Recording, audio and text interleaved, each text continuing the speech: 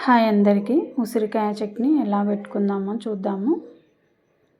నేను ఎలా తయారు చేశానో చూపిస్తాను. దీనికోసం నేను 1/2 కేజీ ఉసిరికాయ తీసుకున్నాను. తర్వాత ఆవాలు, జీలకర్ర, మెంతులు, వెల్లుల్లి, చింతపండు, పసుపు, కారం, ఉప్పు, వీటిలో కావలసిన పదార్థాలు ఇవి. తర్వాత మనం స్టవ్ పైన ఒక కడాయిని పెట్టుకొని అందులో మనం తీసుకున్న 1 టేబుల్ స్పూన్ మెంతులను వేసుకొని వేయించుకోవాలి. అవి కొంచెం వేగిన తర్వాత 1 టేబుల్ స్పూన్ జీలకర్రను కూడా వేసుకొని మంచిగా వేయించుకోవాలి. ఇవి రెండు కొంచెం వేయించిన తర్వాత 2 టేబుల్ స్పూన్ల ఆవాలను అందులో వేసుకొని అవి మంచిగా వేగి చిటపటలాడే వరకు ఉంచి తీసి పక్కన పెట్టుకోవాలి, చల్లార్చుకోవాలి. తర్వాత ఉసిరికాయలను డీప్ ఫ్రై చేయడానికి ఒక చాకు తీసుకొని ఒక 2 కాట్లు అట్లా పెట్టుకోవాలి. ఫ్రై మంచిగా అవుతుంది అలా కాట్లు పెట్టుకోవడం వల్ల. మనం తీసుకున్న 1/2 కేజీ ఉసిరికాయలన్నింటినీ అలా కాట్లు పెట్టుకొని పక్కన పెట్టుకోవాలి. తర్వాత అదే కడాయిలోకి 1/2 కేజీ ఉసిరికాయలు తీసుకున్నాను కదా, దానికి సరిపోను 150 ml ఆయిల్ను తీసుకోవాలి డీప్ ఫ్రై కోసం. ఆయిల్ వేడెక్కిన తర్వాత ఈ ఉసిరికాయలను మనం కాటు పెట్టి పక్కన ఉంచుకున్నాం కదా, ఉసిరికాయలన్నింటినీ ఆయిల్లో వేసి మంచిగా ఫ్రై చేసుకోవాలి. అలా అన్ని ఉసిరికాయలను వేసేసి మధ్యలో ఇలా కలుపుకుంటూ అన్నీ మంచిగా ఫ్రై అయ్యేలాగా కలుపుకుంటూ మంచిగా ఫ్రై చేసుకోవాలి. తర్వాత మనం 2 వెల్లుల్లి రెబ్బలను తీసుకొని కచ్చపచ్చ దంచి పెట్టుకోవాలి. మనము ఉసిరికాయ వేగిందా లేదా అనేసి అలా ఒక ఫోక్ తీసుకొని ఇలా కుచ్చి చూస్తే అది కొంచెం మెత్తగా ఉంటుంది. అలా అయినప్పుడు ఉసిరికాయలను తీసి పక్కన పెట్టుకోవాలి, ఒక గిన్నెలోకి తీసుకోవాలి. మంచిగా వేయించి డీప్ ఫ్రై చేసిన ఉసిరికాయలను ఒక గిన్నెలోకి తీసుకొని మనం చింతపండు కూడా వేడి నీళ్ళల్లో మంచిగా నానబెట్టి రసం తీసుకోవాలి. చిక్కటి రసం తీసుకోవాలి, వాటర్ ఎక్కువగా లేకుండా చిక్కని రసాన్ని తీసుకోవాలి. తీసుకొని ఆ రసంలోకి కొంచెం ఆయిల్ వేసి మంచిగా ఉడికించాలి. అది దగ్గరికి అయ్యే వరకు ఉడికించాలి చింతపండును. అంతలోపు మనం పోపు పెట్టుకుందాము చట్నీ కోసము.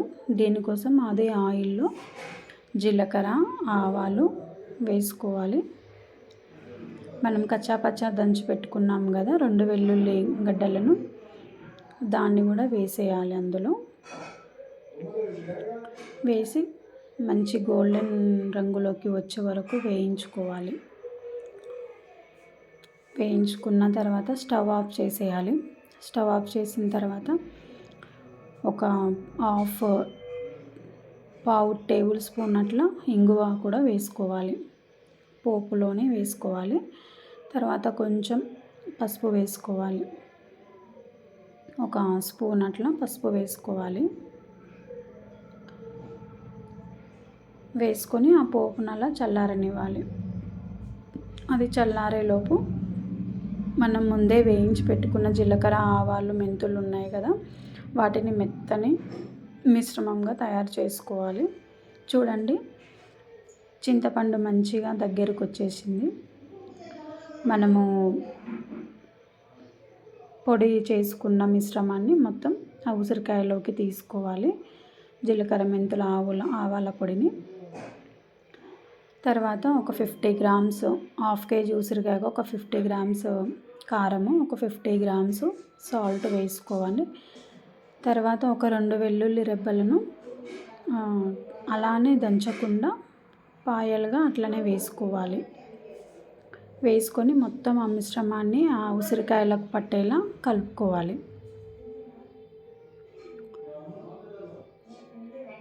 మంచిగా కలుపుకొని తర్వాత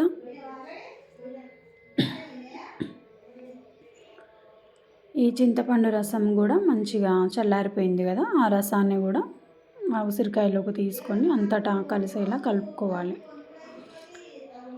ఇవన్నీ ఇలా తయారు చేసుకునే లోపు మనకి పోపు కూడా చల్లారిపోతుంది. ఆ చల్లారిన పోపులోకి ఈ మిశ్రమాన్ని మొత్తం తీసుకోవాలి.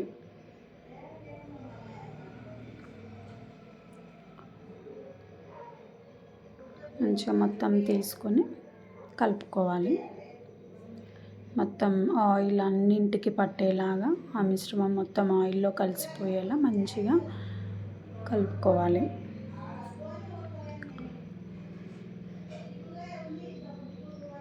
చూడండి, మంచిగా మొత్తం కలిసిన తర్వాత ఎలా ఉందో. ఈ మొత్తం కలిపిన మిశ్రమాన్ని ఏం చేయాలి అంటే ఒక గాజు జాడీలో కానీ మడతమాన్ అంటాం కదా, అందులో కానీ తీసి పెట్టుకోవాలి.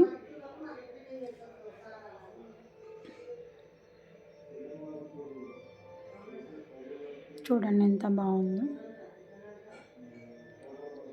ఇలా మంచిగా కలిపిన తర్వాత నేనైతే స్టీల్ గిన్నెలోకి తీసి పెట్టుకున్నాను. తర్వాత